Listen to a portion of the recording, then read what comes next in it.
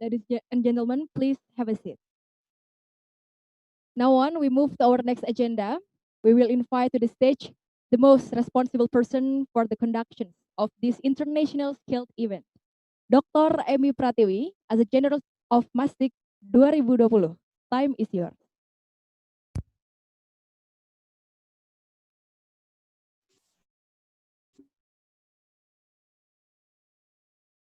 Assalamualaikum warahmatullahi wabarakatuh. Good morning, ladies and gentlemen. Selamat pagi. Honorable Professor Dr. Adi Suprayitno, Vice Rector 1 for Academic and Student Affairs of ITS. Honorable Professor Adi Maimun of University Teknologi Malaysia. Honorable Professor Sardarkum of Istanbul Technical University, Turkey. Honorable Professor Ketut Buddha Artana of ITS. Honorable Professor Masao Furuso of Kobe University, Honorable Dr. Trika Pitana, Dean of Faculty of Marine Technology ITS, Honorable Head of Marine Engineering of ITS, Honorable the Coordinators of Center of Excellence of Maritime Safety and Marine Installation, Dr. Dimas Widi Handani, and also all the authors, presenters, and participants of MASTIC 2020. It's my great pleasure to welcome second Maritime Safety International Conference MASTIC 2020. I hope that all of you are in a good health during this tough situation due to the pandemic. The second Maritime Safety International Conference 2020 was planned to be held in Bali. However, the COVID-19 pandemic, we decided to hold a webinar conference. MASTIC is the biennial conference organized by Marine Engineering Department of ITS, collaborated with the Center of Excellence, Maritime Safety and Marine Installation PUI KEKAL. On behalf of the MASTIC 2020 Committee, I would like to extend gratitude to all of the authors who contribute the submission of the result of their latest research. The committee of the MASTIC received 97 full paper submission. From those submitted paper, there are 81 papers that will be presented in MASTIC 2020 today. Also, I would like to express my grateful to the technical program committee and the reviewers for their support in the reviewing process to keep the quality of the manuscript. The committee received submission from 7 different countries. They are from Japan, Malaysia, South Korea, Indonesia, United Arab Emirates, and also United Kingdom. With the theme of responding to the future's technological challenges and opportunities in maritime towards safety operation at sea and environmental protection, MASTIC 2020 becomes a great opportunity for all the authors, researchers, students, and practitioners to participate in exchanging information and their latest research regarding the maritime safety. Today, in this event, we will have keynote session and also parallel session.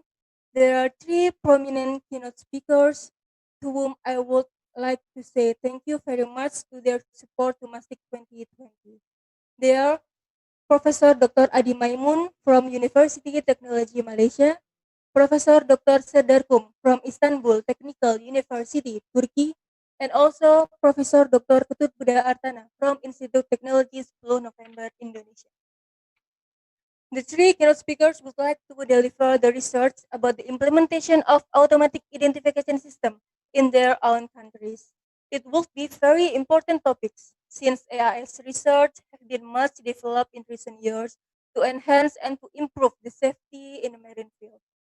We would also appreciate it for IOP conference publisher, so we could make an agreement to publish the MASTIC proceeding to the IOP conference series, Earth and Environmental Science.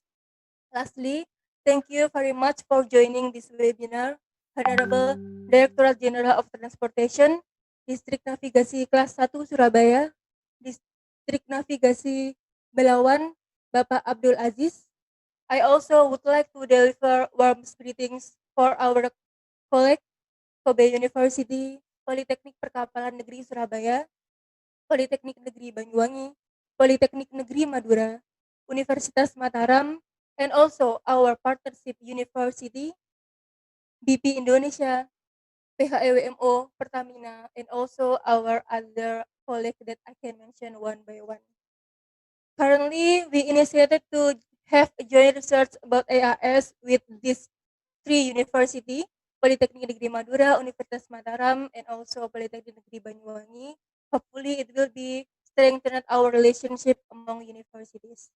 Once again, thank you very much for your support. I wish that the aims of the MASTIC 2020 still can be achieved, so we cannot conduct the conference as usual.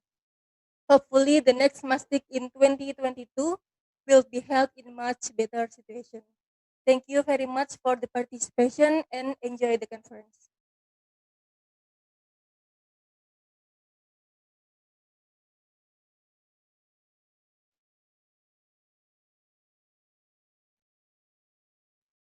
Thank you, Dr. Emi, for the speech. And the next agenda is speech from Vice Rector 1 for Academic and Student Affairs of ITS. With an honor, we would like to invite Professor Adi Supriyanto as the Vice Rector 1 for Academic and Student Affairs of ITS. Also, in the end of the speech, we'll symbolize Open MASTIC 20 and 20. Okay. Thank you very much, everybody. Assalamualaikum warahmatullahi wabarakatuh. My distinguished guests, especially Professor Adi Maimun from University of Teknologi Malaysia, and also Professor Kedut Buddha Artana from ITS, and also Professor Sardar Kum from Istanbul Technical University, and all MASTIC 2020 participants, all MASTIC 2020 committees, ladies and gentlemen. First of all, it is a very good chance for me to warmly welcome all of you to this MASTIC 2020. Well, as mentioned before, actually this occasion will be held in Bali, but we know that now we still faced with COVID-19 pandemic, so we arrange this in webinar to ensure the seminar can be safely held. Okay, I also hope that this webinar could give you an overview of situation that positively contribute to all of us by exchanging good studies. Well, all of us know that as maritime countries, Indonesia has set maritime development as one of the top priorities in the country's development programs. Therefore, the issue of safety becomes one of the main issues, especially the safety of sea transportation and also the safety of the maritime industry. Many aspects that is related to the safety of transportation and maritime industry that do not only have impact on human safety, but will also have an impact on the environment, economy, fishing industries, maritime-based industries, and these impacts are likely to be felt in the long terms. Therefore, I strongly support the Maritime Safety and Technology International Conference as a medium for exchanging ideas, information, ideas, and working together in order of improve academic quality and increase contribution to the nation and states. So we don't want that we will stop only in the conference, of course, but we will go with in the future with the real work. That's to gain common welfare together. So I invite active participants from academic institutions, research institutions, government agencies, and also the maritime industry, the manufacturing industry, the shipping industry, etc., and all the stakeholders in the maritime transportation safety and the maritime industry to jointly succeed the MASTIC 2020.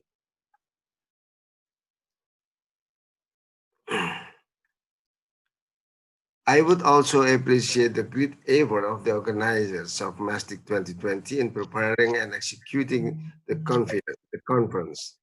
I also advise that the results of the conference can be formally conveyed to the governments, especially the ministry institution related to the maritime.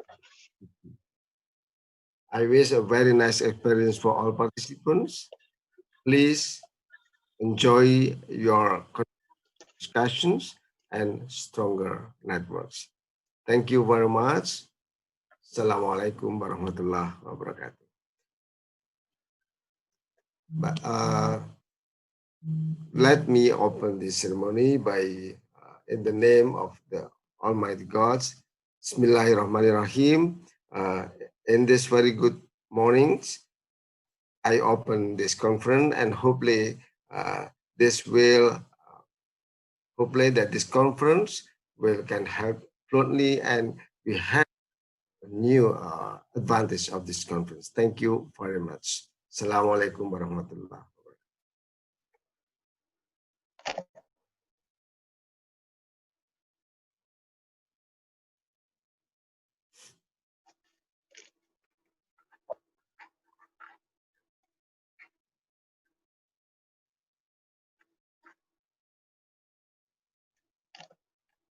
Thank you, Professor Adi, for the speech and officially open the MASTIC 2020. Ladies and gentlemen, since our event is an international scale event, we also looking at improving our collaborations and corporations among the countries. Our next agenda is appreciation ceremonial of outstanding contribution in initiation and collaboration between Kobe University and ITS. That's why, with an honor, I would like to invite Dr. Trikapitana as the Dean of Marine Technology to hand the appreciation.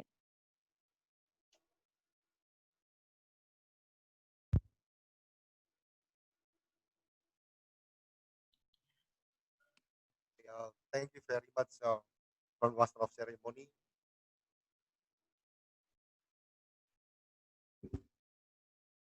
Okay, ya. Okay, Bismillahirrahmanirrahim. Assalamualaikum warahmatullahi wabarakatuh. Distinguished professors, all of the professors, the vice rector ones, and distinguished professor, Professor Kum Serdars, Professor Ketut Buddha Artana, then Professor Adi Maimun. This is the time for giving some outstanding token appreciation to any person. Is basically giving some outstanding contribution to our university, especially for the ITS. I would like to give a little bit story why it's considered as the outstanding contribution. When I was student at the time, 2007 in Kobe University, and Professor Sridhar is my neighbor at the time, my neighbor laboratory, and my professor Kobayashi Sensei giving some idea also with Ishida Sensei and Kuruso Sensei, giving the idea how to utilize IIS data for a research. And it is I suppose that it is a very brilliant idea at the time. And many students in our laboratory, in my laboratory, especially in Kobe University, all PhD students from Indonesia, especially utilizing the AIS data and successfully graduated because of the AIS data. Then those data still also continue utilized to make a research. And my life side, for instance, is Dr. Amy also graduated because utilizing AIS data. So we can call that it is a very outstanding contribution from the Kobe University to ITS and several universities. And I was remember that we are installing some equipment in UTM, then in ITS as well, then in ITU, and making some working together to this. In order to do that one, on behalf of the ITS and also Faculty of Marine Technology, and especially for Marine Engineering Department, then we would like to hand over as the token appreciation to Professor Masao Furuso. This is only the token appreciation. I believe it's not possible to replace your outstanding contribution. And the second one, we also hand over to Professor Kenji Ishida, which was passed away 2000, 2000, I'm not sure, 12 or 11, sorry. 2011 was passed away. But the idea is coming from the Professor Kenji Ishida. Then uh, until now, it's still going around that the research is still coming up. So so I cannot say that this is the great contribution from Kenji Ishida until now. And we call in Islam, it's called Amal Jariyah probably, and Sodaqah Jariyah because there is uh, some contribution on the data in the idea from Kenji that still using until now. And the third one is Professor Eiji Kobayashi. Kobayashi, so I call that Kobayashi. Say that it's also my supervisor. The Professor Kenji is that previously is the, the former supervisor is Professor. I suppose there is all the appreciation ceremonial of outstanding contribution in initiation and collaboration between Kobe University and ITS. Thank you very much.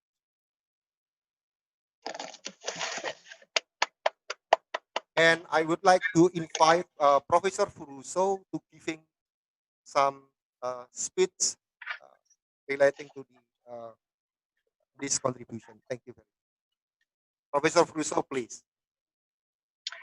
Thank you very much. Good morning, everybody. This is Masaru Furuso speaking, a professor at Graduate School of Maritime Sciences, Kobe University, Japan.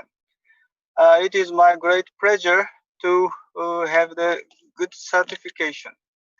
I would like to express my sincere congratulations on the opening ceremony of MASTIC 2020, which is holding the second time to be held by online today.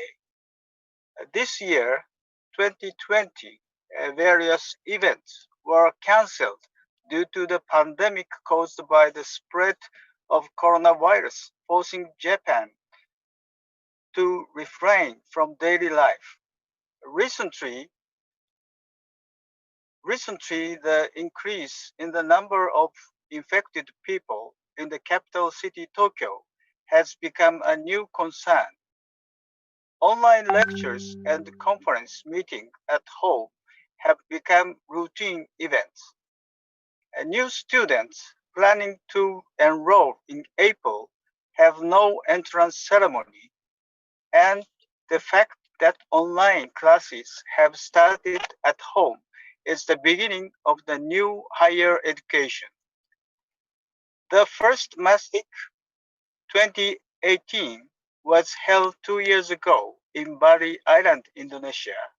So I feel the spread of the time as 2 years have passed.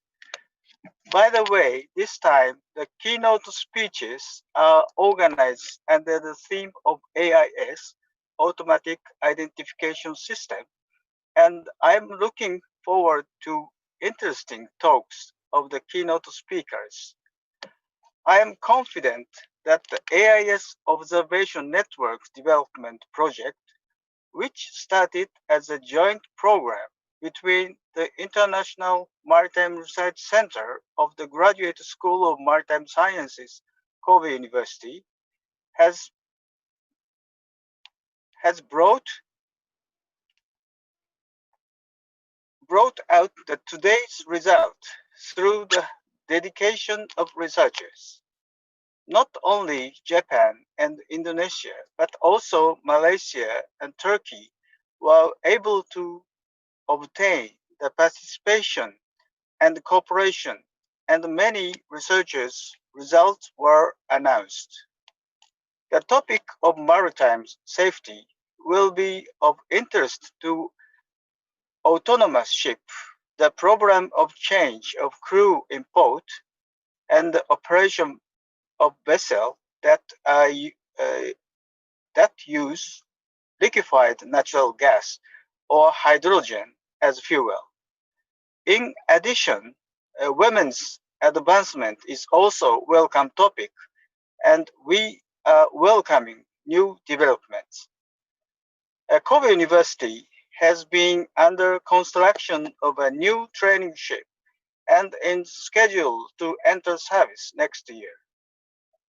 I hope that various studies on maritime will be further developed with the formation of a new framework for maritime education and research. We hope that this first attempt, a web conference webinar, has produced sufficient result, a remarkable successful result, and is fulfilling conference. 2 years later, the third MASTIC 2022 will be held in Bali, and we would like to extend our greeting in hope that we will all be able to see you. Thank you for your kind attention. Bon voyage. ありがとうございました。Terima kasih banyak. Teşekkür ederim. Şükran. Thank you.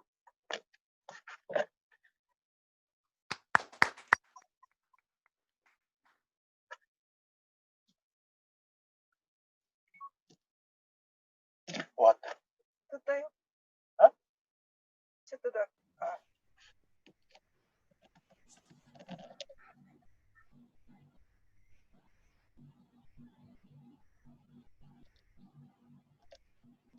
Thank you very much, Professor Masao Furusho and also Dr. Trikapitana. Hopefully, the good relation and collaboration between Kobe University and ITS will increase and improving the research towards better technology and innovation in the future. Ladies and gentlemen, our next agenda is photo session. So make sure that your webcam is on. And I would like to ask to all the participants to gather into their laptop because our next agenda is photo session.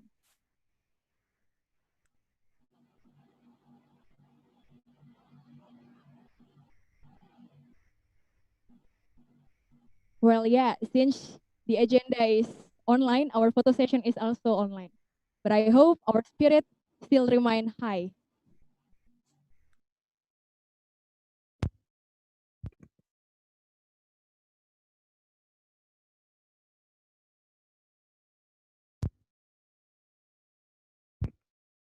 Okay.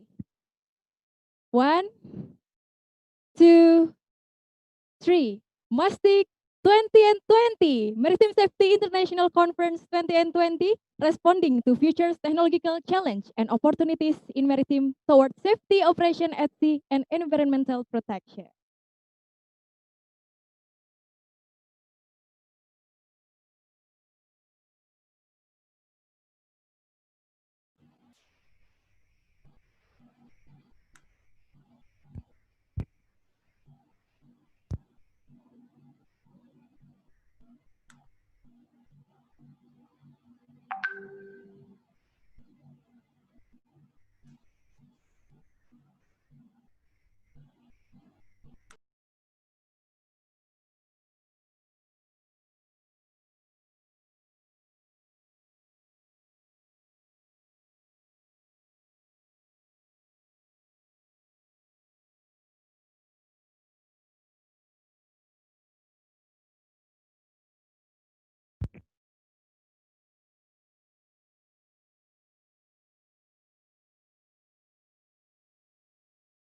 Thank you very much.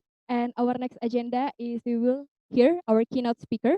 And this part will be led by our Pledo keynote speaker, Dr. Trikapitana, as a moderator. Dr. Trikapitana, he has served as the Dean of the Faculty of Marine Technology since 2019. He has earned Doctor of Engineering from Kobe University in Japan. He graduated from Marine Engineering ITS Surabaya and completed his master degree in World Maritime University, Sweden. His areas of research interests are IES research, marine safety, and future and change in international legislation. And also, we would like to welcome with an honor, Dr. Trikapitana as a moderator. Time is yours.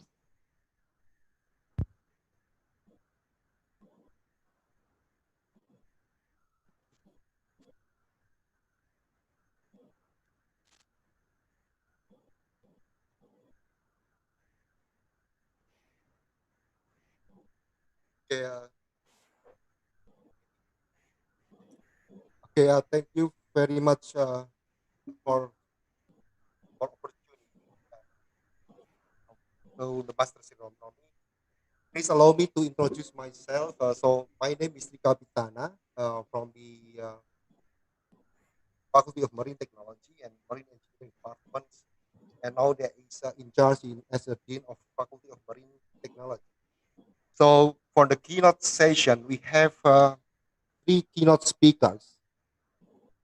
So we started from the farthest one, Professor Dr. Serdar Kum. Then Professor Dr. Serdar Kum is, I would like to read the curriculum vitae of Professor Dr. Serdar Kum, then followed by Professor Dr. Adi Maimun. Then the last one will be delivered by Professor Dr. Ketut Buddha Artana. And I believe those are very prominent professors. So Professor Dr. Serdar Kum, he has served as the Vice Rector in ITU North Cyprus since 2015. And he received his associate professor degree twice. The first one in 2012 in the field of management and strategy, and the second one in 2017 in the marine and ship engineering.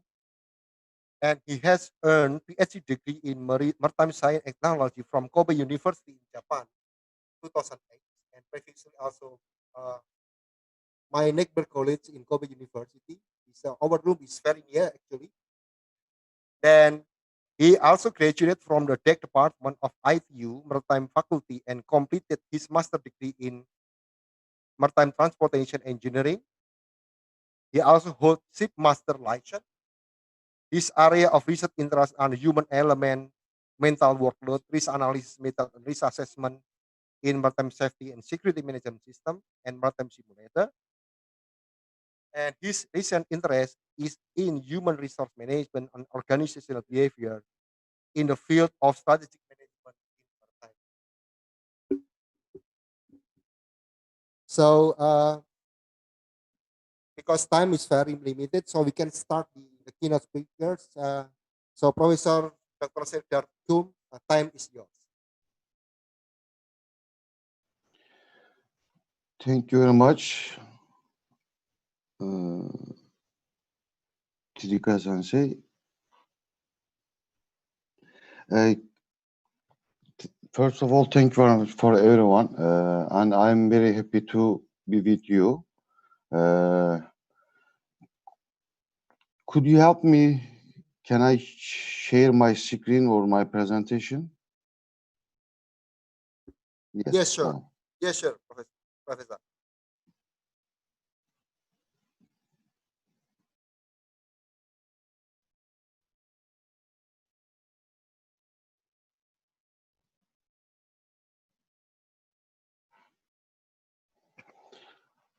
I think now everyone can see my screen. Today, I'm very honored to be with you for the existing or current research from the Turkey. And I want to give the brief information about that. Turkey coastlines, as you know, Turkey three sides of has got the coastline, and we have 25 AIS-based stations since 2007. It means that we can observe and record the IS tracking. Later, Turkey will vary projects about this IS based on our IS. So we have got now 4 regional VTS stations. It means that 7 VTS center. Now 6 of them is activated. So it means that the government of maritime administration has got very huge data on IS to follow, to track the ships, or to get the dynamic or static information from the ships. So the researchers has got the very big potential to obtain, getting from this data for their research activities. As now, for example, we have got the two, as you know, two straits, important straits for Turkey. The first one is Istanbul Strait, and the second one is Çanakkale or Dardanelles Straits, as you know. Now there is a big construction for the first time for the Çanakkale Strait for the bridge. For example, they have to decide the food of the bridge and how they will decide what is the effect of the maritime traffic. All these research activities getting from the basic data of the marine traffic by using the IS. So there is a many research, but today I want to share one of our project. I am the minor of this project, that's why Eurostar projects. At the beginning, we have the four company, but later we became the academicians became the consultants. This is the Eurostar product. Name is Intelligent Telematic and Safety Solution for Sea Vessels. The partners, there's a three partners: Danelec Electronics, Vessel Performance, and I'm Marine from Turkey. And I am the consultant, and two of my colleagues, Dr. Yıldıray Ertaş and Dr. Yunus Emre Şenol, is the consultant. And the algorithm of these projects is the produced by the Dr. Emre for his PhD study. The main objective of this project is to develop a dynamic navigation risk assessment tool. As you know, the transportation is mainly by the sea. So, according to EMSA reports, there is a very huge numbers of accidents and incidents, and 50% of them is collision, grounding, and contact, according to this report. Of course, as you know, the main factor for this is the human factor. So, for preventing of these collisions, electronic equipment, navigation technology has become very widespread for that. So we have the modern navigation equipment also. So we have the real-time data for following the navigation status. According to that, we think that if possible, we can produce a anti-collision or anti-grounding systems for helping the navigators, captain, and the others.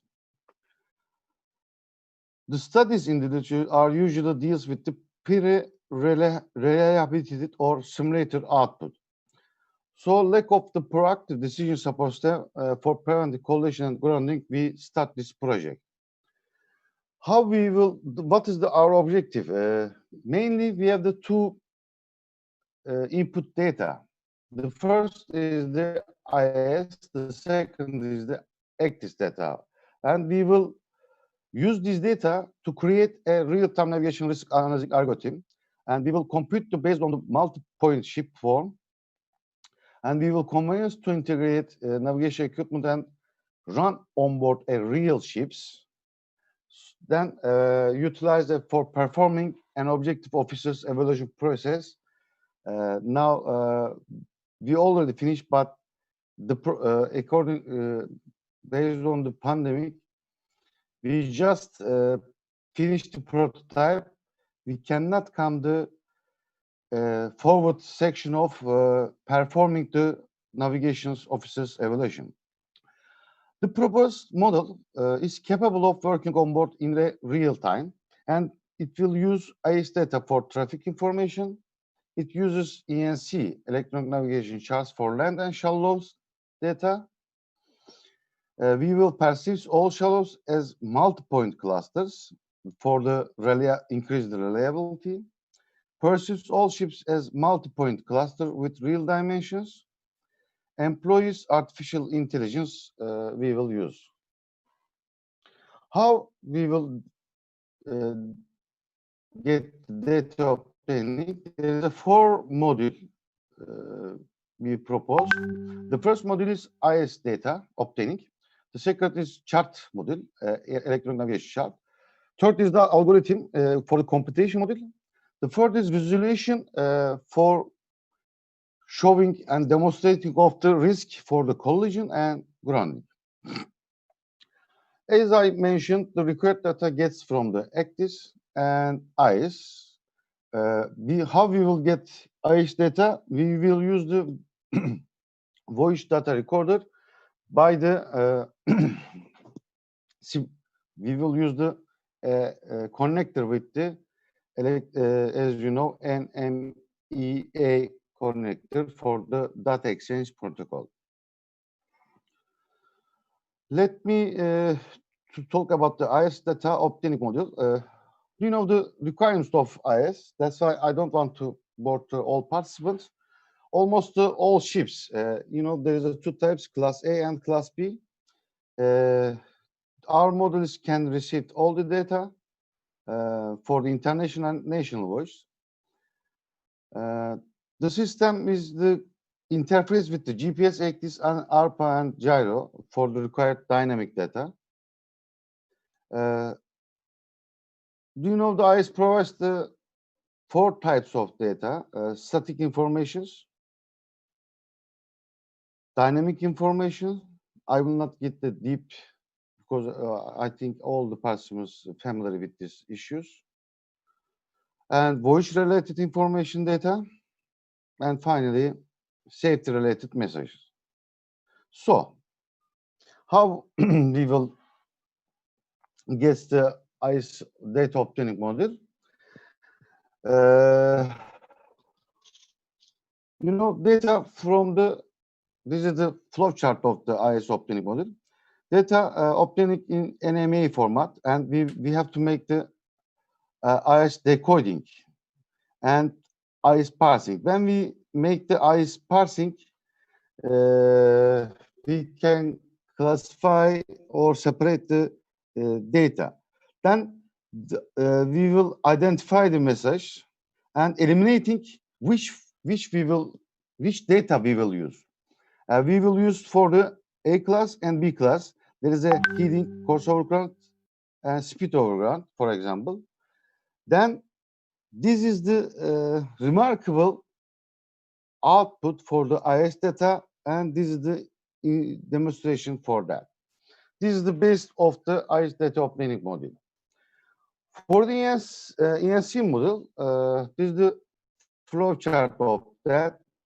As you know, we have the very big data for the S57 standards. So, which data we will use for that? Surrounding depths and points and the others will be defined according to that. Then there's a two parts of the chart model. One is the descriptive attributes and the other is the geographical attributes. We will use these informations to extracting the objective for the grounding risk, and all this information will be storage a chart container for final illustration. This is the base of the coastlines information ships, and for the final risk showing, we have to storage in the chart container. Then computation model. In the computation model, we will use the fuzzy interface. We use some experts to that, but mainly the flowcharts will showing you. I can summarize that. we didn't take only one point or only one domain area. In the literature, you know, there's many studies about that. We use the ship's dimensions, and also we use all the points as a computing or calculating the risk from the collision or grounding for the reference points. And we makes the very short interval with the 10 minutes, 10 meters. Of course, it can be increased, but the computer or the calculations or simulations cannot test or cannot make a in a dynamic situation. For the dynamic case, it is very we can hand for the 10 meters intervals. For the visualization mode, all perceived and calculated data are sent and converted to visual part. We use the, as I said, the standard chart module S57. We use the multi-point ship source and dimensions and risk outputs. For the interpolation page, it's the same. Let me show. This is the flow chart of that. We have the we have the some overlays. It can be separated or it can be make a or layer overlay. So in the visualization mode, we will use the for the final case. We can see the actual electronic navigation charts and routes and ships proceeding for the final visualization. This is the just a screenshot for the visualization model. And as I said, this is a tool, as a dynamic tool. Of course, this is just screen. Dynamically, according to on ship position from the geometrically and for the grounding and also for the collision risk for the other ships targets. This is the showing the percentage of collision and grounding. This is the risk degree. I will talk about it later, but we have defined the three risk level according to fuzzy. Low risk as a green, and medium risk yellow, and high risk by showing by red color. Fuzzy interface system, as you know, fuzzy logic was first introduced by the Lotizade in 1965, and it can be changed for from perception of human. That's why we use the experts for the input of the fuzzy interference system. I don't want to go to deep detail with the explain of this system, fuzzy interference, but the most important thing, fuzzy interference system deals with the converting reasoning process of human thinking way by using if-then rules. The most important part for our model, we use very huge if-then rules models. A typical fuzzy interface system structure has got the fuzzification knowledge, rule-based interface, and decodification models. This is showing that how this mechanism is working. There's a crisp value. As I said at the beginning, the perception of human can change. So we have to fuzzification of these crisp values and defuzzification of. For that, we use the Mandani, the fuzzy interference system was proposed as the first attempt and control a steam engine and boiler combination by a set of linguistic control rules obtained from experienced human operators. In the fuzzification model, for example, we talk about the fast, and according to that, the result of fuzzification will be like that. When we input the linguistic terms, we set the rule-based model, if-then rules. For example, the speed is slow and range is far. If like that, the risk will be slow. According this rule-based, for the collision, there is we produced with the experts 20,916 combination. But later we, because very huge, that we categorize and shortest, finally we get at the 126 rules for our algorithm. Similar case with the grounding, the combination, total combination was 486. Then finally we obtained 96 rules. All the showing that, for example, this is the first part for the if-then rules. If the speed is fast, then and range is close, the risk will be high. This is the consequence. And how we will demonstrate this risk? After that, we will focus this part. Then we only focusing on this area. For the defasification of this area, simply and basically, I can say that when we focus this area, the output is the risk will be indicated as a like that. Professor Serdar, 2 minutes remaining. Oh, it's the conclusion.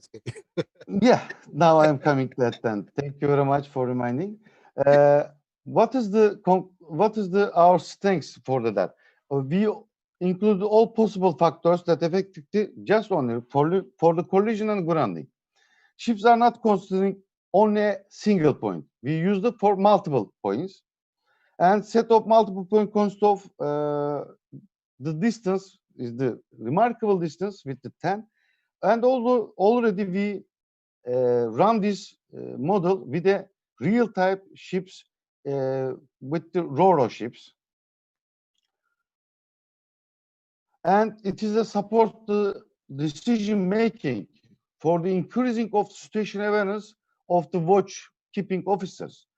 And this model is also able to support the VTS operator by tracking the ships or by following the ships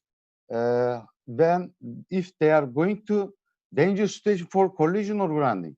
And the model will constitute a starting point for autonomous ship technology on navigational safety. Thank you very much for listening to me. Okay, thank you very much, Professor Serdar. It's quite very interesting. So your research is relating to the dynamic risk assessment by utilizing AIS data. So giving applause to Professor Serdar. So we will finish all the presentation. Then later on we have the Q&A. So the second presenter is Professor Dr. Adi Maimun, Professor of Naval Architecture at Department of Aeronautics, Automotive and Ocean Engineering, Faculty of Mechanical Engineering, BSc in Naval Architecture from University of Strathclyde, Glasgow in 1983, Master and PhD in Marine Technology, and obtained his degrees from the University of Strathclyde in 1985 and 1993 respectively. Research area in marine vehicles or structure dynamic using CFD, AIS, time domain simulation, and experimental works. Currently a fellow member of the Royal Institution of Naval Architects, UK, and a chartered engineer, head of Marine Hydrodynamic Research Group, UTM, 2010 until present. So, time is yours, Professor.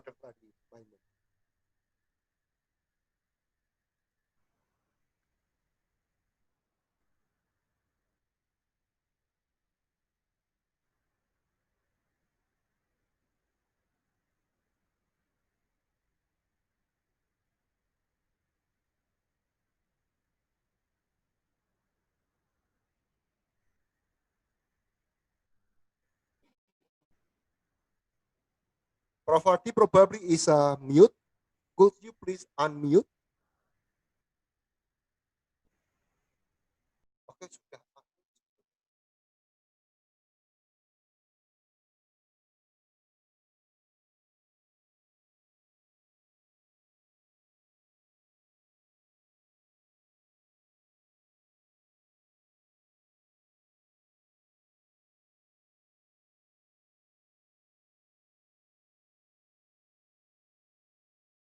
Oh, hilang.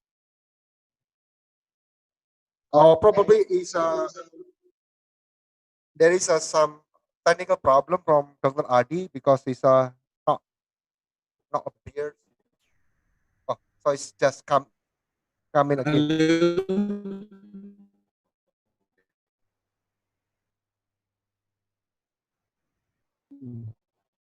Okay, Prof. Adi, please. Yes, I'm back now. Okay.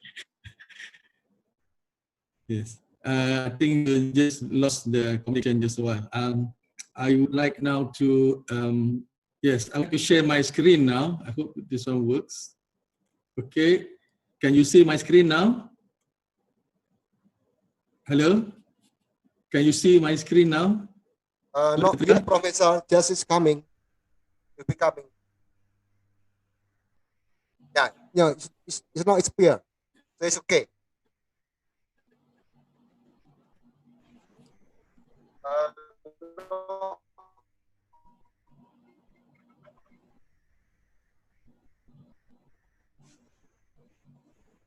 No. Okay. It takes time maybe.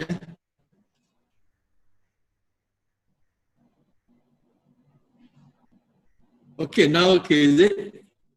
Can you see my screen now? Hello? Yes, yes. It's very clear, Prof.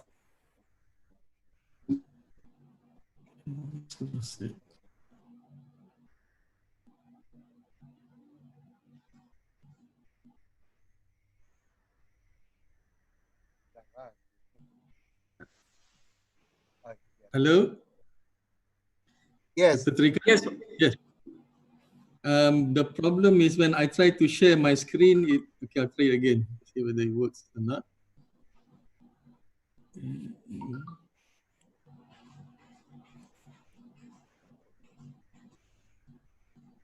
It's coming, Prof.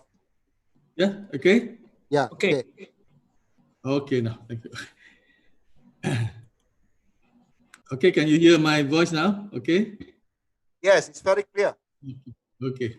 So, Assalamualaikum warahmatullahi selamat sore and good morning. So this is the title of my presentation. I hope everything, I'm not too sure whether this works well or not. Okay. Okay, the title is on the utilization of AI data. Basically, it's our R&D work in UTM for the period of the collaboration with Kobe University, ITS, and Istanbul Technical University. So my presentation outline, I start with a small introduction. Marine Traffic Straits of Malacca, our AI facility at UTM. Firstly, I start with the work on collision avoidance and followed by marine pollution, dredging in port research. Okay. So my introduction is first visit by Professor Ishida in 2008, followed by Professor Kobayashi in 2009. Then after some discussion, we agreed to install the AIS facility at UTM. And after that, we signed an MOA with Kobe University in 2010. This is the Straits of Malacca, where we are doing basically our research, especially just connection between the Straits of Malacca and Straits of Singapore. So this is one of the busiest strait in the world. And also there is a traffic separation scheme because of this congested area. As explained just now by Professor Seda, AIS is mandatory to be carried out by all vessels of merchant vessel 3,000 gross ton and above, and also cargo ship of 100 gross ton upwards. Okay. So this is a brief description of the AIS. Basically, with AIS, we have this data of position, speed, and cost of the vessel that has installed the AIS transponder. Okay, and now basically the collaboration of the UTM with Kobe University, ITS, and Istanbul Technical University is basically to see how we can utilize the AIS data that we received. This is the AIS facility. Basically, is quite common. So we installed the antenna at our our highest point is the observation station, and then we use microwave to transfer it to the marine lab at lower height. So this is our possible area, about 50 kilometers, for us to track the vessels. So this is basically our system, receiver, and then we transmit to the laboratory, and we also develop some web page for us to access the data through internet. So we have a web page. We use the PHP language system, AIS data stored, and use the SQL database software to store the data. And from there, we got a lot of data for the vessel flying near the Straits of Malacca and Strait of Singapore. So this is just a overview of the web page we have at UTM, which is the AIS Management Analysis and Visual Console. This is showing the area that we can select to study the vessel movement. Say in this rectangular area is where the vessel of interest, and the straight line is you can consider as our observe or subject vessel, to see the interaction between the other vessel in terms of crossing, heading, or overtaking. So from here we can track the vessel. So we have the name, ship type, dimension, and also the tracking of the vessel in the AIS data. So this is our first task that we did with the AIS.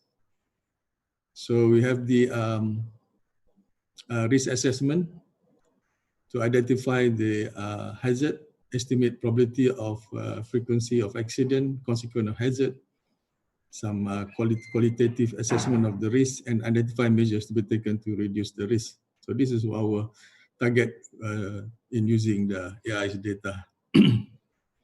So firstly, what we do, we collect the data and we see how many vessels that we can track. So we divide it into head-on, overtaking, and crossing, relative to our subject vessel in the straits. And our approach is first to use the probability of collision. That is using a probabilistic approach. This is the traffic density. And also we use the collision situation, head-on, or crossing, or following. This is probability of head-on overtaking and crossing collision. So this is the probability of collision for the whole situation, and we can even refer to the collision for in a per year basis. And we have, in the end, we come up with some probability of collision for the situation that we had considered, head-on, overtaking or crossing. And we can total up this probability for 1 year. Okay, so and then we compare with the standard of probability. So this is one example that, so we may have, say, from based on our study, we can judge how frequent the collision is, and from there we can estimate the risk. Because that is one method that we can do. So we also use, I think all now almost quite common now to use fuzzy logic, as I mentioned by Professor Serda. Basically what it does is try to evaluate the risk by incorporating some human judgment, you see. So if you have some distance and speed, we can combine these two input and then use human judgment to come up with the risk. So that means higher speed, short distance will just create more risk. So this is the fuzzy logic rule. So this is where you use your human judgment from the distance or speed, and you can grade it at the low risk or high risk situation. So we using the fuzzy logic and probabilistic, we compare these two methods. Of course, the values are not the same, but it does give an indication where the higher risks are. In this case, of course, ship crossing becomes an indication that it is of higher risk in the Straits of Malacca. After you identify the risk, the next thing is, can you use it for collision avoidance exercise? I mean here, because we don't go for real time, because we found that the data that we got is not really real time. Is some delay. So I thought this data may be useful in creating some exercise for navigators to avoid collision in the Straits of Malacca. So basically what you use is just DCPA and TCPA, closest point of approach, and time, and also distance. From there we can judge how the risks are. So the closer the shorter the DCPA and the shorter the time, TCPA will have a higher risk. So these are the data we got from the ICE, and you can process some data as well, the DCPA and the TCPA, and also relative distance from the AI's data. So again, we use the fuzzy logic again. So this we use it 2 levels: identify the risk, and also use fuzzy logic to do some mitigation for the risk. So by using DCPA and TCPA, we first identify the risk collision, and then we can use it to decide whether you want to do reduce speed or change course to reduce the risk of collision. Okay, so this is the fuzzy logic for collision avoidance. So you are using the collision of risk and collision situation, combine them together to decide whether we have to change our speed or change the course, or both. So this is one situation of overtaking situation where, based on the risk that evaluate, using fuzzy logic, the vessel or the navigator decide to increase speed and change heading to port to avoid the collision. So this is what we can conclude at that time, so that we can use the AIS data for probabilistic and also fuzzy logic method to identify the risk. And when you compare the fuzzy logic and the probabilistic method, we think the fuzzy logic method gives a more realistic assessment compared to the probabilistic method. And fuzzy logic approach can also be used for assessing the risk as well as taking avoiding action to reduce the risk. So that's one of our area. The next area is we can also use the AI data for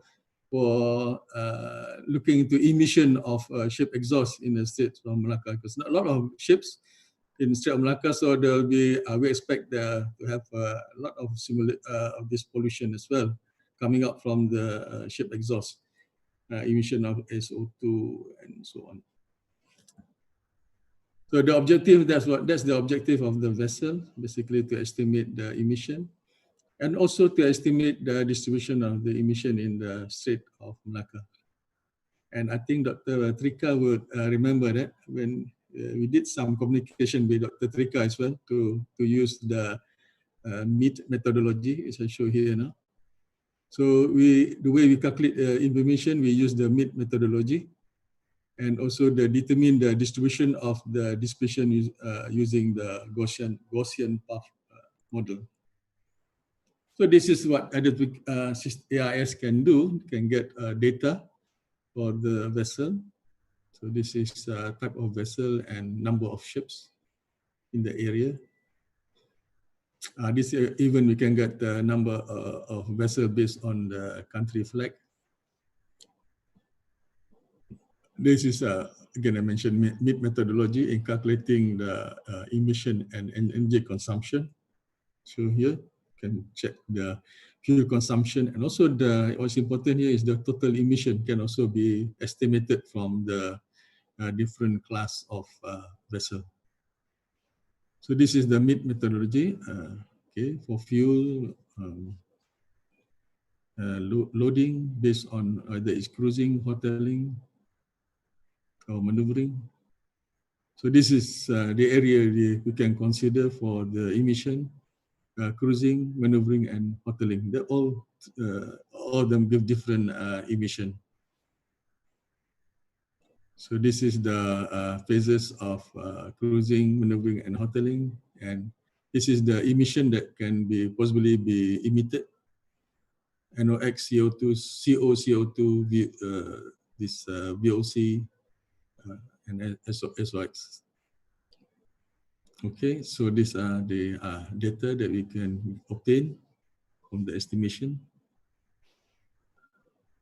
And we can also check, yes, the CO2 and so on. So I'll be quick here. So these are all data. So here you can check how the emission being dispersed by the wind based on the wind speed and also the direction of the wind. So these are the dotted points here are the receptors. So in the end, we can conclude where are the emission is maximum, where we found that the most will be in Sentosa Island in Singapore. Okay, so that is the second approach, or the second R&D we can do for estimating emission, starting with the risk. So we also tried using the A data for port dredging planning, because once you do dredging, the port will not be working at the maximum. So some of the vessel have to the servicing of the vessel will be reduced. So this is the data on Straits of Malacca, and particularly we are looking at the Port Tanjung Pelepas, a big container port at the southern tip of Malaysia. So this is the research methodology where we collect the data and do some modeling and develop some simulation program. And we have some scenarios and condition of blocking berth, priority for the vessel navigation in the channel, increasing the period of time for dredging process. And then we can conclude the effects, how the effects of dredging operation on port capacity and some recommendation for the port. So this is the port that we're talking about, Port Tanjung Pelepas. So this is the channel to the port. So this is local location, as I mentioned, this is PTP here, around here. So we have a lot of data being collected around this area. So these are the specification of PTP, got 14 berths, sheltered, about 15 to 19 meters, 12.6 kilometer length of harbor, also a turning basin. So these are AI's data collected. There are the number of ships. Okay, so days per month, hours per month, and number of ships in different months. So from there we can calculate the ship arrival rate, the ship per hour for different months. And then this is the workflow of the research study. So first we collect data from the port as well, AI data, dredging data. And the next step is to do a vessel traffic queuing. Plus also here we use a discrete event simulation with a queuing theory. From there we can come up with the effects and recommendation for the port. So this is the queuing simulation. Queuing simulation is basically based on statistics that they collect in the port. And from there we can estimate the number of ships to be produced. But this only usually give in terms of number, but doesn't show the visually how the vessels, the port are affected by the dredging. So we use here the discrete event simulation. Basically, it's just to make the event discrete into anchorage, channel, going into the channel, berth, turning basin, and channel outbound and departure of the vessel. So this is basically the simulation program where there is a sort of queuing, and then once the vessel is okay to go inside the channel, then it starts. Then after that, it goes to the berth, turning basin, and outbound. Professor, 2 minutes remaining. Okay, thank you. I'm just about to finish to conclude. So here we can, based on the simulation, we can compare the number of ship service in the port, normal condition without dredging, and bottom one is with the dredging, and we can see the difference with and without dredging. And here also we can show the difference, and also we consider the container vessel and non-container vessel as well, because the port also have utilized the same channel for non-container vessel. So here we can conclude that AI's data can also be used for evaluation of port capacity by using discrete event simulation, and also with the queuing theory. And data obtained from the vessel traffic simulation is able to be applied for forecasting impact of dredging on the port capacity, because the port really have to continuously dredge the port so that the large vessel can enter the port. So the simulation can be upgraded in future for, also we can include combine with the navigational risk with dredging operation in future. So we can actually use a lot of this IAS data to assess not only the navigational risk, but also how the port is being affected when there is some kind of dredging or other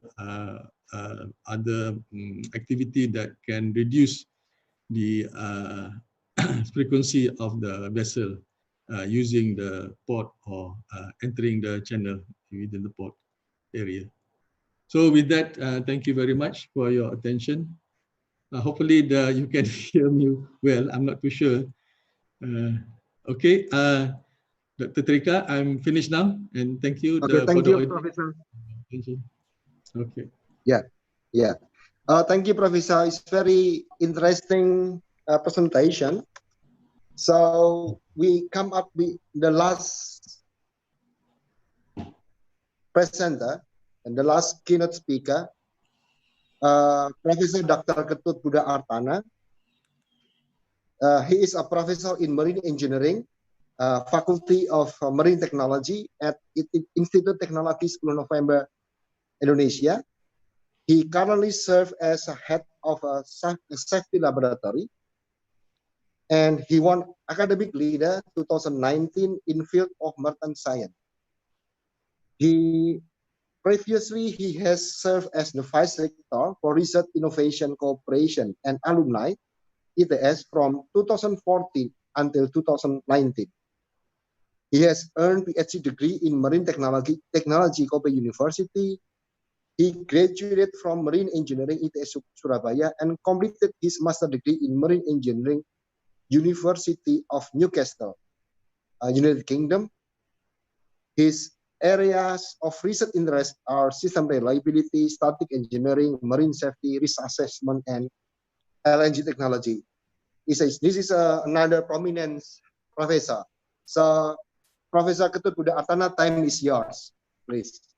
Thank you very much, Dr. Trika. Can you hear my voice? Yes, it's very clear, Prof. Okay. Good morning, everybody.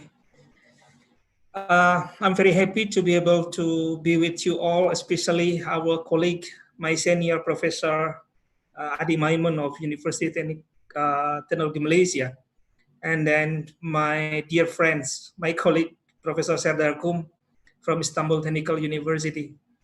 And for sure, I'm very happy to meet all the participants of MASTIC 2020.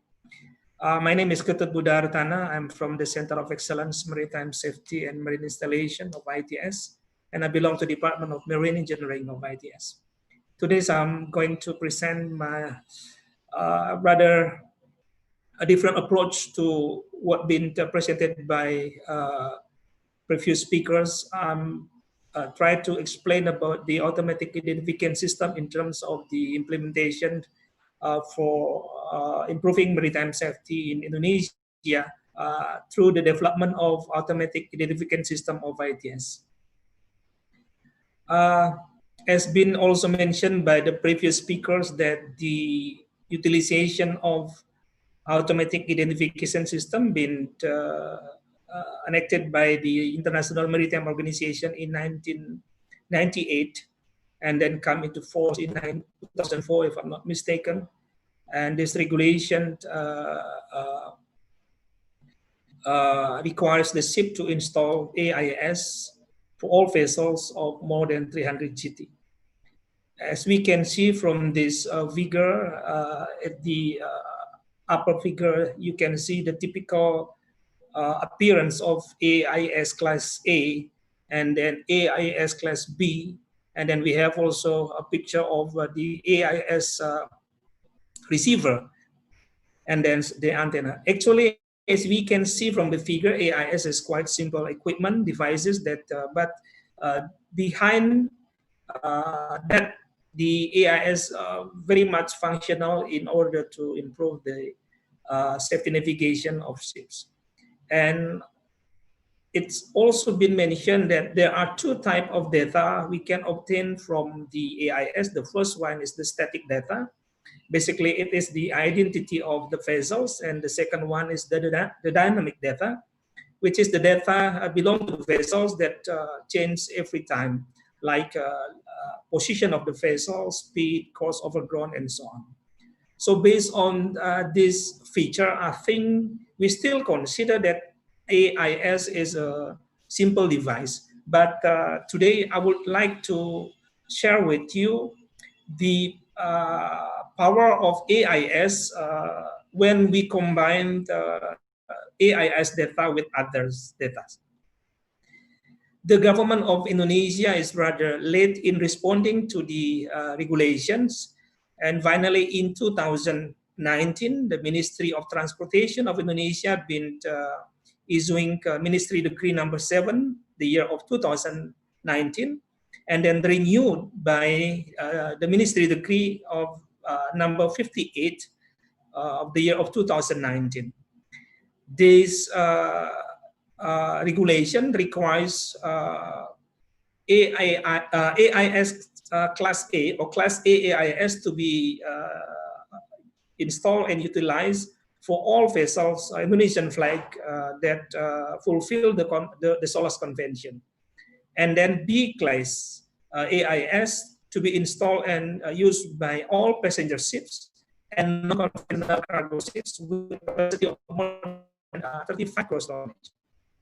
And also at the same time, B Class AIS to be installed on fishing vessel of more than 60 gross ton. This is a very new breakthrough from the Indonesian government, just to ensure that the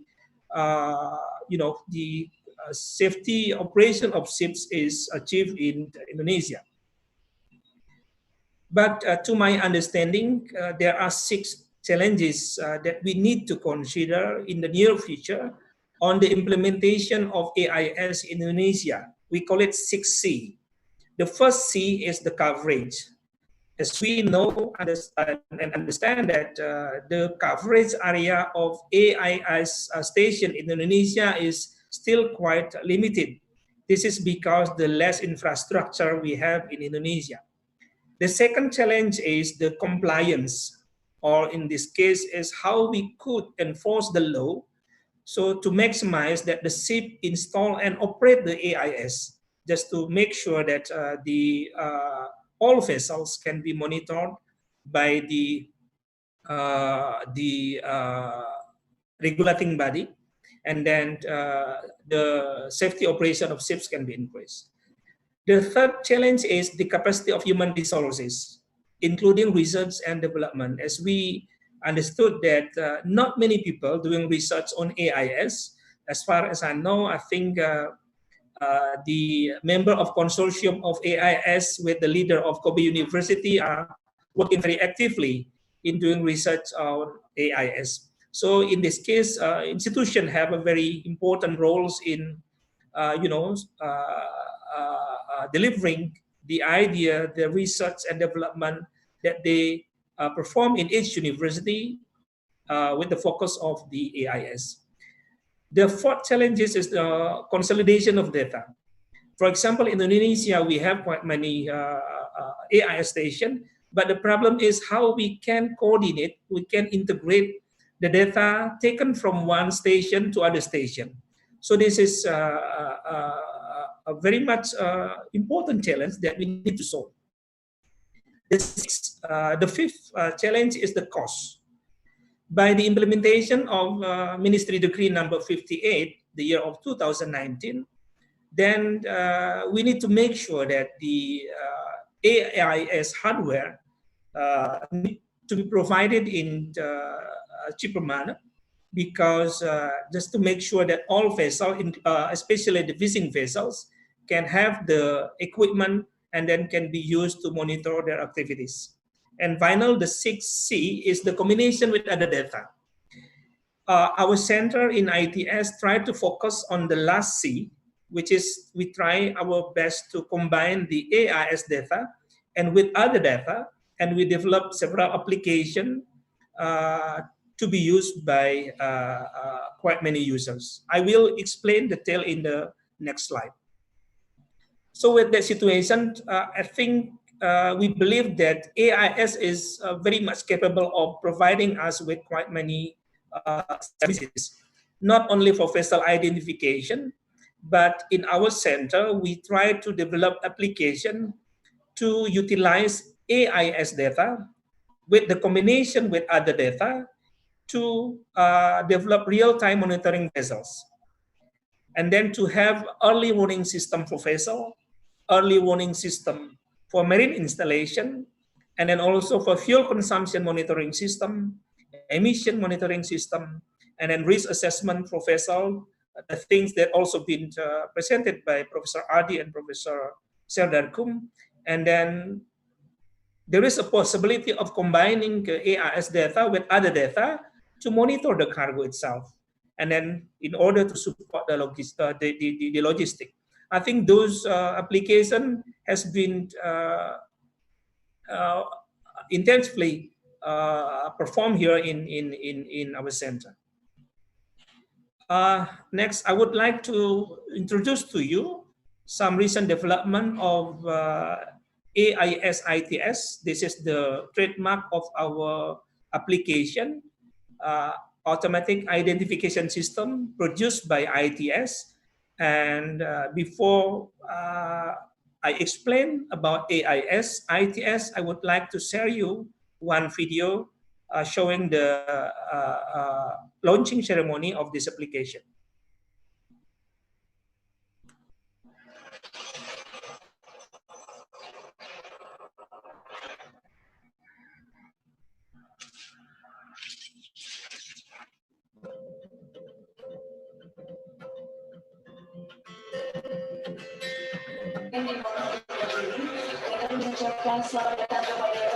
This official launch of AIS attended by Ministry of Transportation and Ministry of Research, Education, and Research, Technology, and Higher Education was held in Jakarta in 2009.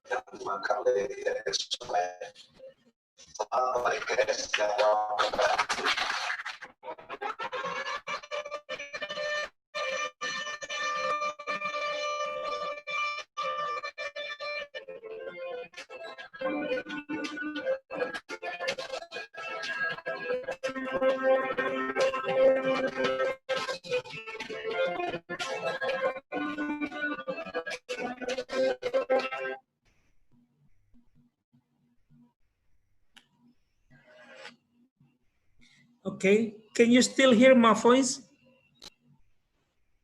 Yeah, it's very clear, Prof. Okay then. We developed AIS ITS in two forms. The first one is web application, and the second one is mobile applications. And currently, it's been utilized by one oil and gas company located in Balikpapan to monitor the safety of subsea pipeline, subsea cable, and their offshore platform. So this early warning system has been come into market. And then at the same time, also developed the application of AIS for ship management and then for ship safety monitoring and monitoring potential of ship exhaust emission has been also clearly discussed by Professor Adi management. The development of this application again started with the generosity of Kobe University through Professor Kenji Ishida, Professor Masao Furuso, Professor Eiichi Kobayashi, alongside with Tokyo University, Osaka University, University Teknologi Malaysia, National Maritime Research Institute, University, and Istanbul Technical University. And then after the joint research, we been supported by Ministry of Research, Technology, and Higher Education with some research grant. And then finally in 2018, if I'm not mistaken, we had soft launching of AIS ITS in Surabaya. And then finally in 2019, we come into commercialization with the cooperation with PT ITS Technoscience and PT Bali Towerindo Sentra. So for that, I will like to sincerely thanks three professors, especially Professor Kenji Shida, who passed away several years ago, and then Professor Masao Furuso, as well as Professor Eiichi Kobayashi, who just also retired from Kobe University, because of their generosity, their effort, and their support that I think quite many universities, especially in Southeast Asia, can now feel the challenge of doing research by means of automatic identification system. This figure shows the research board of AIS-ITS in Surabaya. As you can see that the research member not only come from one department, but from many departments and many universities. Some from Polytechnic, some from Universitas Negeri Islam Surabaya, some from Universitas Muhammadiyah Surabaya, and many other institutions. The AIS-ITS platform is shown in this picture. So basically, we receive data from the AIS base station in many places. Through AIS receiver, we could receive quite many AIS data. And then all of those data will be stored in our scientific solver in the server. And we combine those data with quite many other data, SIP database, and then platform coordinates, pipeline coordinates, subsea cable coordinates. And then by means of algorithm we develop in our center, then we use those data in several applications. One of the application is the early warning system for marine installation.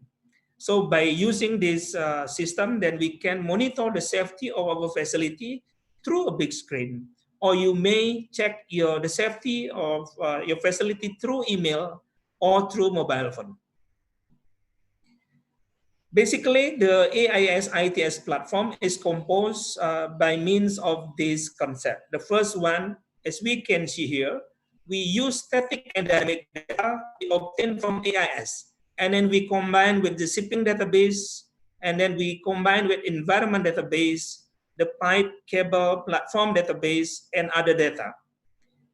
And then we combine those data and we implement several algorithms we developed in our center to be implemented to monitor ship position, to track the vessels, to monitor the consumption of fuel, to monitor the emission, the collision avoidance, oil spill monitorings, and these three has been, as I mentioned before, has been commercialized. Early warning system for subsea cable, early warning system for subsea pipeline, and offshore platform. So by means of this application, I think quite many issues that have been faced by Indonesian government can be solved. The issue on dwelling time, environmental protection, port security traffic, and then, port security, traffic separation scheme, and many others, including the energy monitoring. One of the applications that we are now intensively perform in our center is how we could utilize the AIS data in the combination with the cargo data to monitor the movement of the cargo from the origin to the destination. We call it as the AIS-ITS log, because this will support the logistic management of a ship. And then we also develop AIS-ITS for vessel management in port. So the concept is we combining the AIS data with several devices, has been also mentioned by Professor Sadarko, combination of AIS with the CCTV, electronic chart, radar, and so on. So this will be able to support the port, manage the vessel when the vessel comes to the port. And then fuel oil monitoring is other issue, very, very important issue, with the effort of many shipping companies to reduce the fuel consumption cost. So by monitoring, by using AIS and using one channel of the AIS data, then we could send all information about the fuel consumption to the headquarters.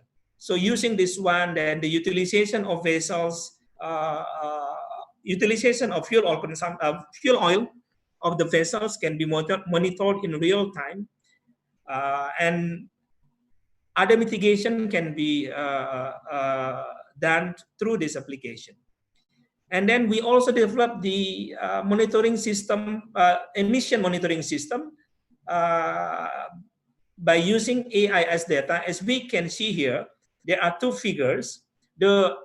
This figure shows the distribution and concentration of NOx in the Madura Strait. By using this figure, we could collect the data, the potential of emission in a certain area in which the vessel is operated. This issue will be very much important when we consider the implementation of carbon trade. Then the government could decide it with company to be provided with incentive, for example, in tax, by operating clean vessels. And then this is the things that also the same performed by Professor Adi Maimun. We utilize AIS to measure the risk based on several variables. From the AIS and the shipping database, then we could find the type of the vessel, the flag, the classification society, and the age of the vessels and other variables. By utilizing these variables and implementing certain algorithm, then we could calculate the inspection score. As you can see here, different vessels have different colors. It means have different, different inspection score. This will support the port authority to make sure that inspection for the vessel can be performed effectively. So inspection can be implemented for only vessels having the highest inspection score. And currently we focus on the development, the research on the antenna, because this is very important issues. As by default, the capacity of AIS antenna data, the coverage is 70 kilometers. But with our research, now we can cover until 150 kilometers. And sometimes we can cover until 300 kilometers. And the target of our research and development, whenever possible, we would like to, our system can monitor 100 kilometers. As you can see here, this is the installation of the antenna in ITS, the Yagi antenna.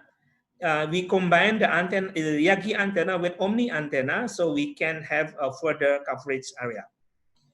This is the coverage area we currently obtain through our infrastructure. So basically, we now cover all of the Java Sea. Yeah. Remaining, Prof. Okay, I will make it fast. I'm sorry, 2 minutes remaining. This is also coverage in Balikpapan. This is the facilities we have with the cooperation with PT Bali Tower. And then this picture shows the some activities of our graduate who install and implement application in one oil and gas company in Kalimantan. But before stopping my presentation, I would like to show you some. Wait a minute. So as you can see here, this is the our application AIS. We can monitor all vessels in the state, and if we click one vessel, then all information about the vessel can be obtained, including the score. And this bright menu can show you how many vessels potentially affect vessel, whether as you can see here, this pipeline located in the Madura State. One vessel entering this restricted area, and you know, some then that indicate that one vessel entering the registry can unload the risk to the pipeline. I think that's in my presentation. Thank you very much for your attention. Okay, thank you, Prof. Ketut Wigatana, for your very interesting presentation. Yeah, sorry. So before we started with the question and answer, we still have 20 minutes. So giving applause for three presenter, for three keynote speaker, because it's for the very excellent presentation. So there are already some questions arise in the on the chat Q&A box. So the first question is from Dr. Lahar Baliwangi. I suppose that Dr. Serdar know very well this Dr. Lahar. In Dom UAE right now. Question to Prof. Serdar. How far we can reduce marine accident when AIS-based ship collision and grounding avoidance system is implemented in Turkey? This is the first question to Professor Serdar. Then the second question is from Yedit Politeknik Negeri Banyuwangi. Supposed to be to three presenter, three keynote speaker. Can I apply AIS technology to the fishermanship and connect to cell phone? Because our fisherman problem is cannot call a help if there is something happen to them on the sea. So supposed to be for the second question is for three keynote speaker. And there is another, the last question from the first session, because we are very limited time, from Yoga, PHE WMO, PHE WMO. Question to Prof. Serdar. I suppose that Prof. Serdar there are so many questions to Prof. Serdar. In real case, it is difficult to differentiate whether the ship is still moving in the every slow speed or it is already stopped and did the uncorrect job. So in my limited knowledge, after watching your presentation, is there any reason that explains the range of ship speed, especially low speed, which can still cause collision between ship or in the medium risk category based on your presentation? I suppose Professor Serdar can answer first from the Dr. Lahar. How far we can reduce marine accident when AIS-based ship collision and grounding avoidance system is implemented in Turkey? Dr. Serdar, please. Thank you very much. This is a very hard question for me, but honestly, you know, the European country and European projects try to reduce the human error, and that's why they are focused and very huge research budgets for the autonomous ships, unmanned ships. So, and also I believe that it is not possible in near future, but we are trying to make the unmanned because we reduce the human factor. So what I want to say that, yes, it can reduce marine accidents, but not, we can say minimize, but it doesn't mean completely will reduce. Because, you know, there is a, this is just a decision support system, collision or grounding cases. Normally, it gives we can make the combination with the ECDIS. So we can understand which ships is more by using the CPA and TCPA, or we using the depth counter. We are going to shallow water. Just giving the attention to the watchkeeping officer. And also we are thinking maybe we can connect with the bridge BMWAS, bridge navigation watching as alert system. So it gives the time for prevent the collision, to increase the time to understand the situation, to, for example, there is a CPA limit, but officer cannot decide is it risky or not. So this system can just give the advice. It will minimize, but not completely reduced. Thank you very much for this question.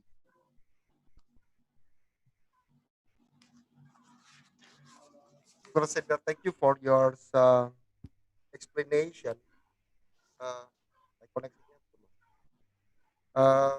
So basically, the question is how far is mean that probably it's very deep. How far mean is more in how many percentage probably it can reduce the marine accident, in your opinion, Professor? Just I can guess, but there is no any experimental study on simulator or real case. According to me, it can reduce not 50%, but maybe maximum 20%.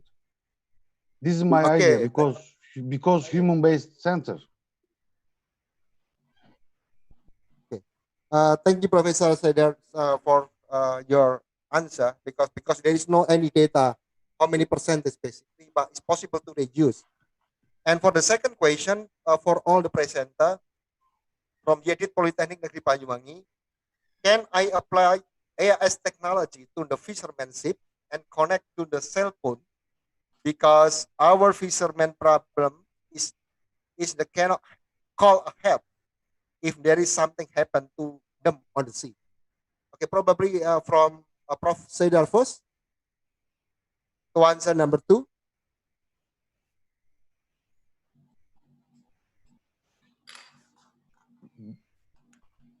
Can get my questions? Can I apply AIS technology to the fisherman ship, fishing ship? I suppose that the name is a fishing ship, and connect to the cell phone, because our fisherman problem is cannot call a help. So is it possible or not?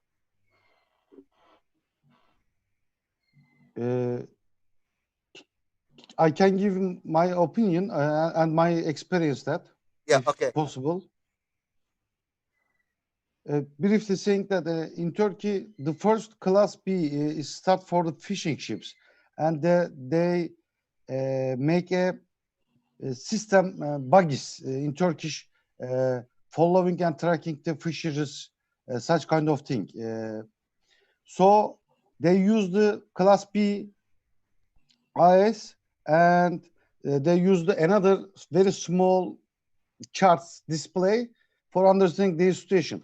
And also for the mobile phone, they make a system for in an emergency, like a ship security alert system, just like a button for the alert case. It can be applied. Thank you very much. I see. So thank you, Professor. So it means that it's possible to connect with cell phone, right? Another ideas, because I mean that there is some possibility that we can utilize in the fishing vessels. So is there any opinion from Prof. Adi or Prof. Ketut? Prof. Adi, probably do you have any opinion regarding the questions? Okay. Yes, we had last time considered this for the fishermen. Basically, it's just tracking the fishing boat using the AIS. I think the main problem with the fishermen is the cost.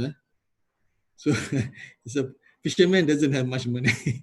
So even the class B, also they're worried that they may not be able to afford it.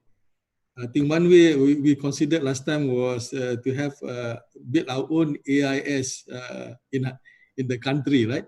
Because the problem with the AIS, you must be able to transfer the data. You cannot use the satellite; it's too expensive. Yes. So what we can do, we put some receivers on the buoys, you see, so that when the fishermen send their signal or the position, the boys can pick up the signal and then transfer it to various buoys until they reach the land, where people can monitor their position. Also, Professor said, I agree with him that we can use some kind of special button that the fishermen can transmit if they are in trouble. So I think it's possible using the smartphone. Now if you can communicate now, you can via the internet, and you have some station like the same with the smartphone. You need this land-based station. So at sea, what you do is just put some buoys with some antenna, to receive the signal and also to transfer the signal until it reaches land. So I think there's no problem. It can still be used, but still this system must be developed. If you want to reduce cost, then every country should have their own system. AIS is not it's not a high tech. It's not high technology. I think we can develop it ourselves. Okay, that's my opinion. Okay, thank you, Professor Adi. Is there any additional information from Prof. Ketut? Prof. Ketut, please. Do you have any additional information? Thank you, Pak Trika. Pak Jedid, our colleague from Polytechnic Banyuwangi, it is very feasible to monitor fishing vessel by using B-class AIS because it's come into regulation in Indonesia. And for your information, we are very proud that one polytechnic in which we work with, Polytechnic Madura, been developing B-class, very cheap B-class AIS. And by the end of this month, we are going to grant AIS to your university, to Polytechnic Baliwangi. You must install our AIS in your university, and your responsibility is to develop application for the fishermen. I think that's very fair cooperation between ITS and Polytechnic Banyuwangi, and a lot of things can be performed to support the fishermen obtaining cheap AIS, and at the same time we could support them to manage their safety during their operations. I think that's my response to Pak Jedid. There are many questions about other things, Pak Trika. Do I need to respond now or later? So later, because there is another question. Okay, then. There is a session 1 and 2. Thank you, Prof. Ketut. So because there is a SB as well, it's possible to recognize fishing vessels, and also Ministry of Fisheries also already developed. We call the AIS Bakatobi, if I'm not mistaken, already for the monitoring as well. So there is another idea can be enhanced together. So the third question from Yoga to Professor Serdar. In real case, it is difficult to differentiate whether the ship is still moving in every slow speed, very slow speed, or it's already stopped and did the uncorrect job. So in my limited knowledge after watching your presentation, is there any research that explains the range of the ship speed, especially low speed? Because it is relation to the risk, collision risk between the category whether in low risk and medium risk. So probably Professor Serdar is possible to answer. Professor Serdar, please. Thank you very much. I want to say that the risk, collision risk, as you mentioned, is continue, anchorage or stop or drifting will continue. I don't know the other research, but for our research, our algorithm, our model will consist of focused on the ship speeds. So it's if the ship is stopped, is also getting there as a target, and calculation will continue at the dynamic base. For the further, if you want to, what is the range of the ship speeds, and if you want to see the data, please send me email. Then I can send some detailed information about the other research, because especially my colleague, Dr. Yunus Emre, has got this literature, and our data is collected on his computer. So if you want to detail information, please send the email, I can give. But finally, I can say that, yes, we are considered, because as you mentioned, there is a continuous risk for the collision for stop or drifting vessels. Thank you. Okay, for Pak Yoga, you can email as well to procedure in the case it's not clear enough for the answer. So we are starting to the session 2. There is from Fadila, from USU University, also to procedure. No? Fadila. Yeah. So from the Fadila, how is it going to make any difference if we are going to calculate, let's say, the TCPA or TCPA when the calculation is based on the center of ship? In fact, the AIS transponder is not located exactly in the center of the ship. So this is the question that probably the point is how can you calculate the TCPA or TCPA? Because the reason is the location of the AIS transponder is not in the center of the ship. Could you answer the question, Professor? Please. Yes, you are right. We text our calculation points for the own ships. We use the dimensions, and we just get the center for the ice location for the target ship. So it means that the nearest distance starting from the near distance to the 10 meters on the sides of the ships is calculated. So the minimum time or the minimum distance can get the input of the data for the algorithm. It will be enough. Yeah, probably is the question is because the location of the AIS is not real in the center. How could you make some assumption whether the location in the center or in the aft or in the fore? In your calculation, how you make such kind of the assumption location of the AIS? If you look smooth, can I show my? Sorry, just one. I want to show you the slide.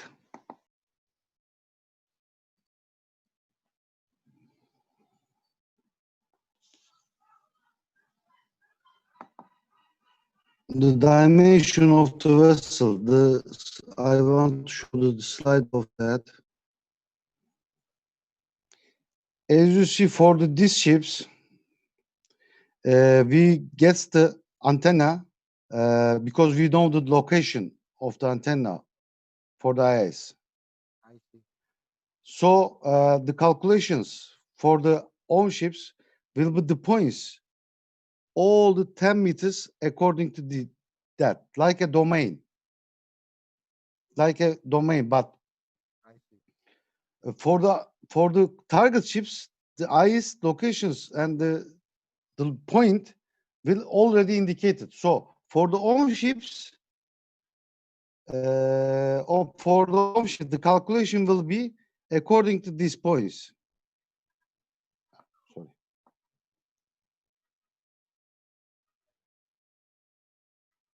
Is it clear now? Yeah. I mean that. So the location in all body of the ship, right? Your assumption. Yes, exactly. Okay. So yeah. So that is the point. So there is also some question. It's already raised hand. Let me check. the first questions from Gartinia Nurkolis. So could you give a question, please?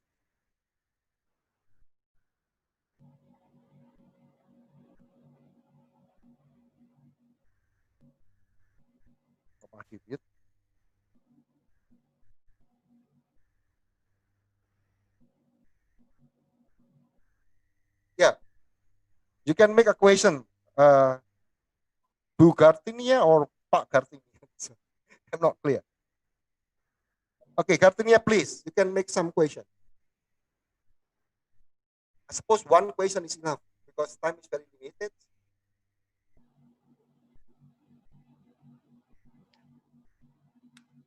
Pak Nurkalis mentioned that he cannot unmute the Yes. microphone. Okay. Could you unmute? Saya bukan host soalnya. Pak Nur, nggak bisa ya? Saya nggak bisa unmute. Bisa? Ini masih mute, ini masih mute. Pak Nurkolis, could you unmute?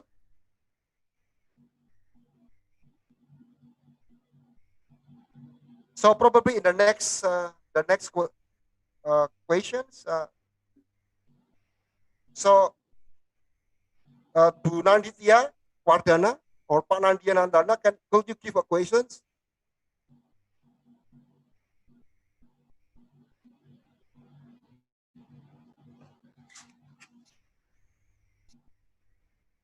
Pak Trika, Okay. one attendance mentioned that there is no facility to speak for the audience. I think we need to answer the. Yeah. Good Bu morning. Nandia is already unmute, I suppose. So can you? Yes, sir. Very good morning for all of the audience. Okay, thank you, Pak Nandia. Thank you for moderators for inviting us. I work for the Director General of Sea Transportation and Ministry of Transportations, and I will directly give the questions into Prof. Adi and Prof. Cedar. I have questions related to the presentation from both speakers on the usage of the PUI logic or similar assessment tools of software to assist the operation of VTS, and also related to the MEET technology to calculate the emissions. I have seen the similar initiatives being developed by other developers through their e-navigation projects, such as Fujitsu and others. Is there any difference? And does the system needs additional software? And in related with the VTS operations, since the various systems already installed, how could you integrate the software with the already installed systems? That's the first question. And the second question is for Pak Ketut. Thank you, Pak Ketut, for giving us the clear pictures of the IS condition in Indonesia. I agree with the challenges that might be raised in the future, but we rather focus on specific areas with high traffic density to be installed with IIS, especially ASB stations, and we will fully utilize the satellite for the surveillance. And we agree with the needs to have capacity building related with the human resources and the needs of the reliable yet cheaper devices. And we will welcome and encourage ITS to help us to overcome the challenges to enhance the safety of navigation and marine environmental protection in Indonesian waters. That's it for me, Mr. Moderator. Thank you very much. Okay, Pak Nandia. So the first question, to whom you will give a direction? I will give my first question to Prof. Adi and Prof. Heder because it's quite similar. It's related with the PUI logic and similar assessment tools. Thank you, sir. Okay, so Prof. Heder or Prof. Adi, probably Prof. Adi first regarding the PUI logic. Will you answer the question from the first question? And the second one, that does the system need to add additional software for the PUI logic? And third one, could you integrate the system with the existing system? Probably Prof. Adi first, possible to answer, please, Prof. Adi. If I can understand the question, it's something to do with linking with VTS, right? Because I know VTS also can be used to track vessel. AIS also tracking of vessel. So you have two data you can use. For our research, not easy to access the VTS data. Usually it is either done by some our marine department, and this data can be confidential. So it's not easy sometimes. You have to make some collaboration with them to get the VTS data. And another thing is that they are operators. You know, all they do is just collect the data. And if you ask them how you want to ask them to see the data, they also sometimes give you a blank face. Probably the direct question is it possible that the fuzzy logic is implemented and your system calculating using fuzzy logic is possible to be integrated to the existing system or existing software? Is it possible? Because fuzzy logic is methodology, right, for assessing the risk. Yes. We use fuzzy logic. I still not clear. What do you mean by we are using fuzzy logic with AI's data for risk assessment, right?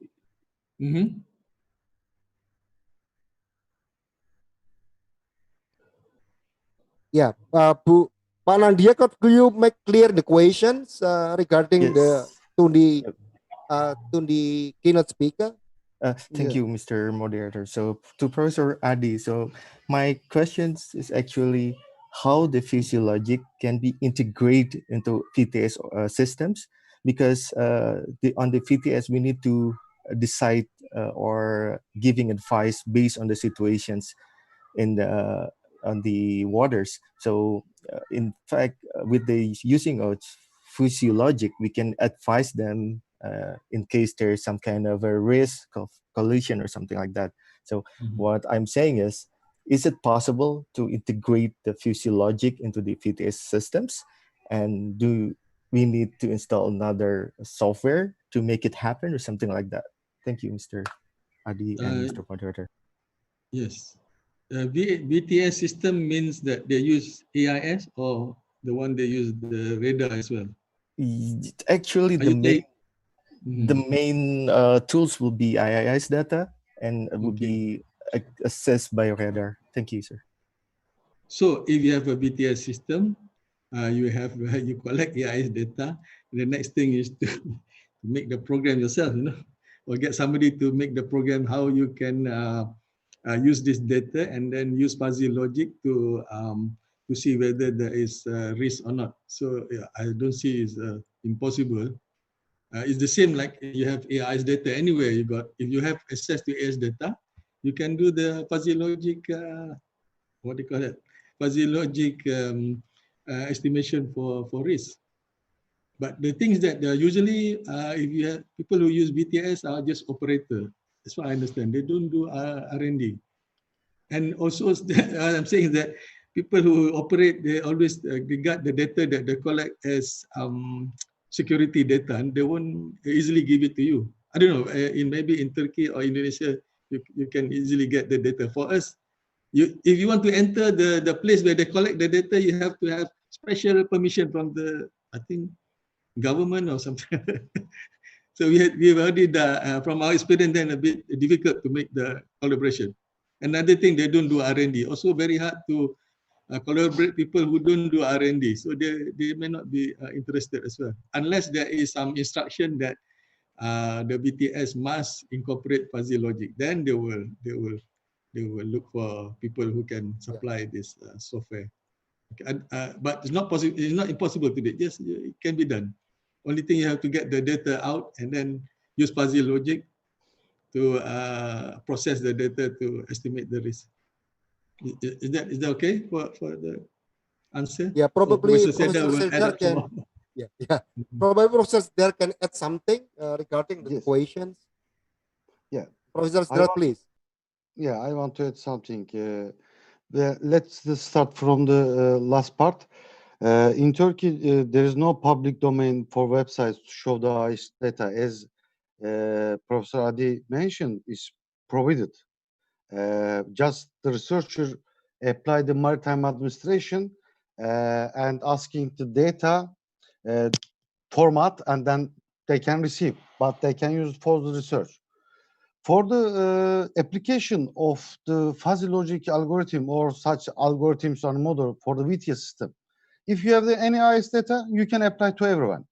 But please consider that for a one VTS system, if we are talking very small size, we talk about the $1 million. So no one can give the allow to inside your system. So for example, our proposed model, how we offer our administration, or how we can offer. We can offer additional part, not the inside of the system. They have existing VTS, okay. The IS data will input the VTS system, okay. One IS input will become our system and our model, and another screen, or just the output will show on their screen. That's it. The other, you cannot enter these systems. Thank you very much.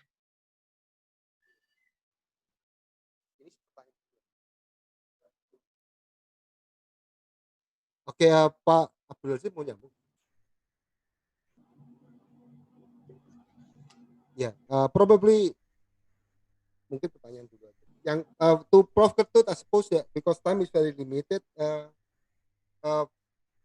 from Pak Nanditya, so is it possible to overcome the problem actually in marine traffic and so on, right?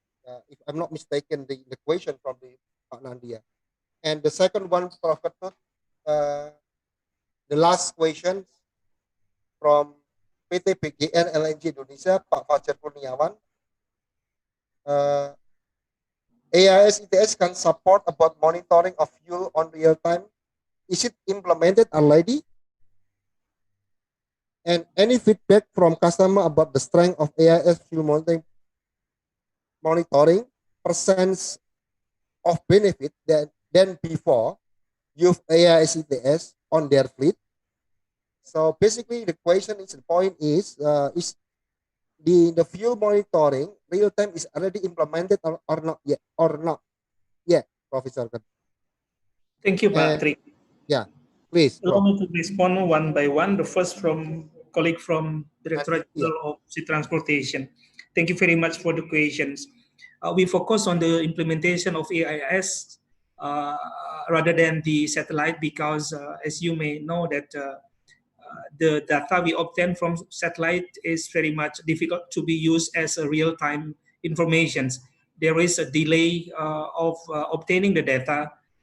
In other position, we need to have a real-time application. So that the reason the AIS is more applicable in that sense.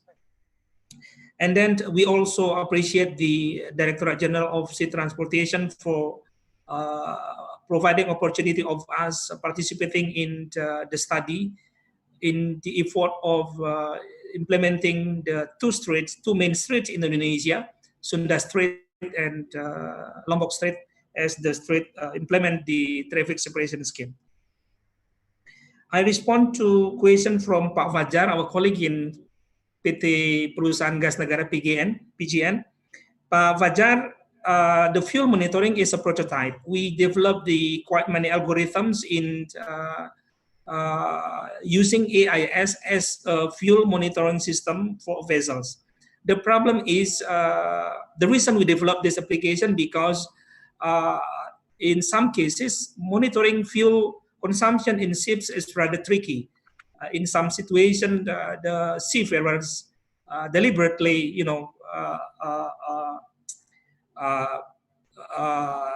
distract the sensors. Then we cannot control the fuel monitoring in that sense. So what we do in ITS is using some empirical formula to calculate the fuel consumption based on the ship the main engine informations we get from shipping database, and then we can compare this information with the sensor-based monitoring system. So that's it's the idea. Responding to Pak Freddy from BKI, we, as been mentioned by Prof. Serdar, we not open the web based AIS because it contains very important information. For example, if hijackers or pirates have that information, that they will very much easily to hijack the vessels. So we can only provide those data to responsible parties.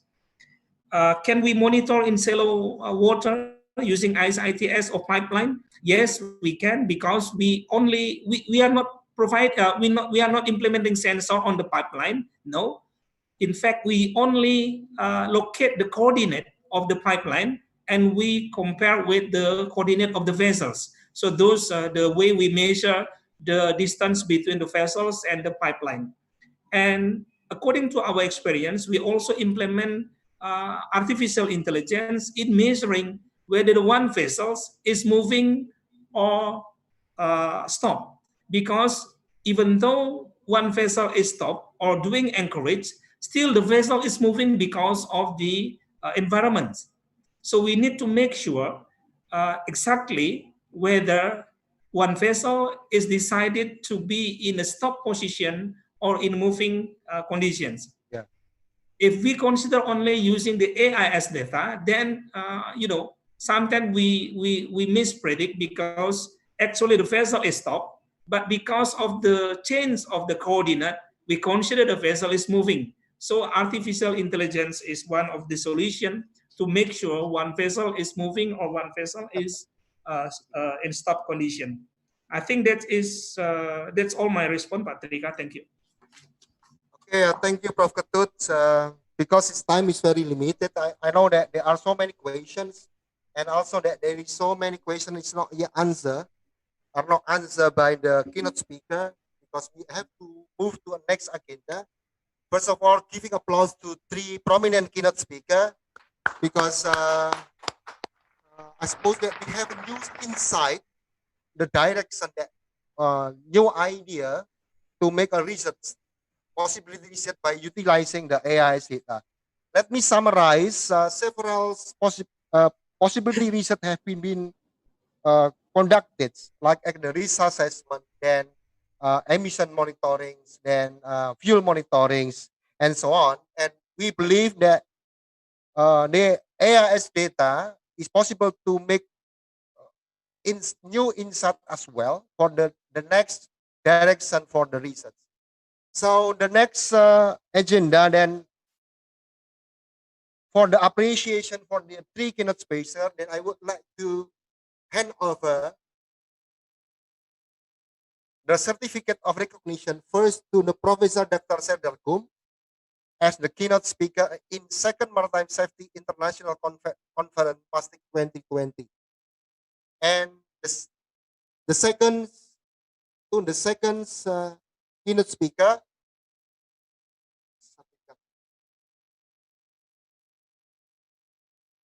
we also would like to hand over to Professor Dr. Adi Maimun as the keynote speaker, the second keynote speaker in the second MASTIC 2020. And the last one, we also hand over the certificate recognition to Professor Dr. Ketut Kuda Artana as the third keynote speaker, MASTIC 2020. I believe that all of what are describing and explaining by 3 keynote speakers is very beneficial for us. And I suppose that this is the last, the last presentation for 3 keynote speakers. Then I would like to deliver again, to return back to the Master of Ceremony. The Master of Ceremony, please.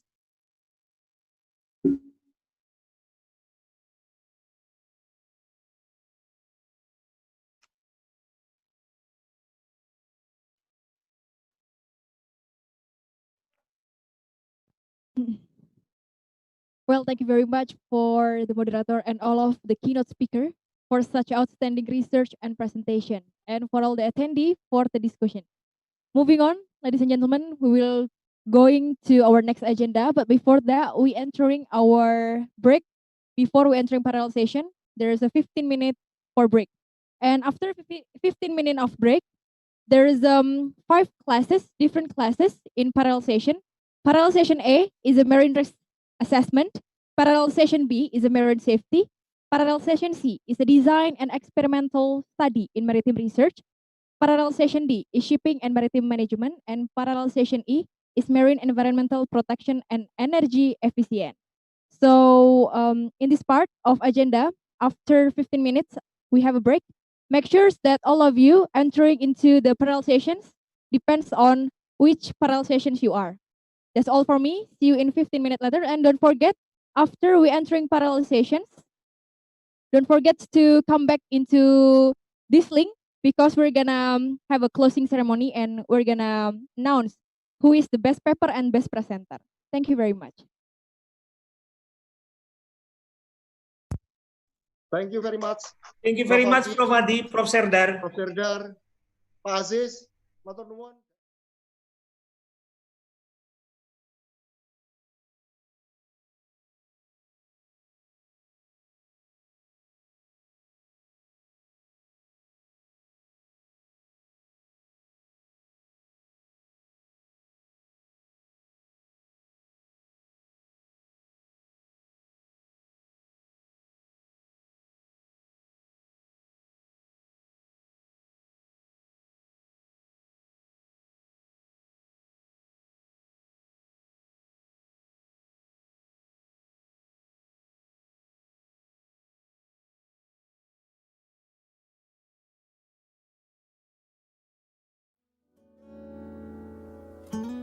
Waktu pertama kali kulihat dirimu hadir, rasa hati ini inginkan dirimu.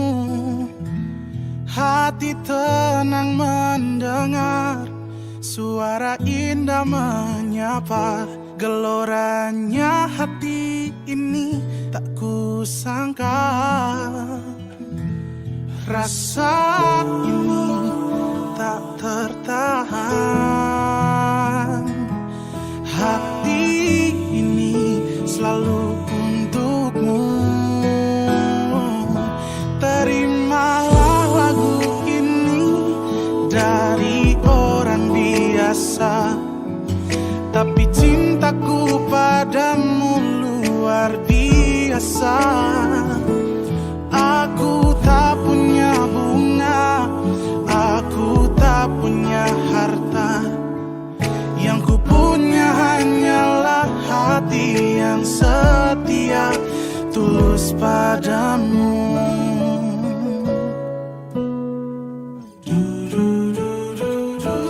Hari-hari berganti, kini cinta pun hadir.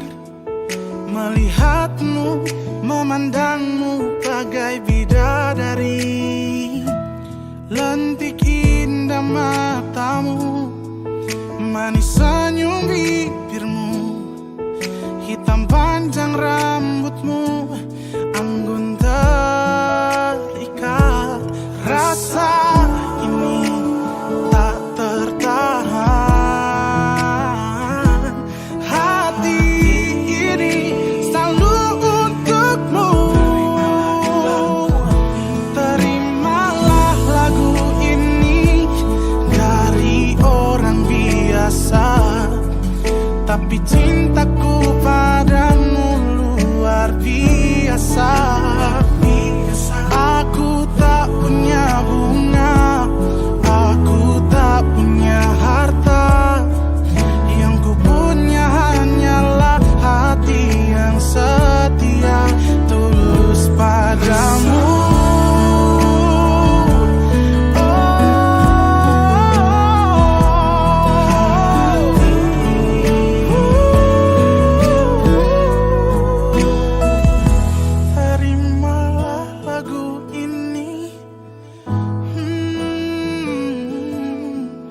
Dari orang biasa.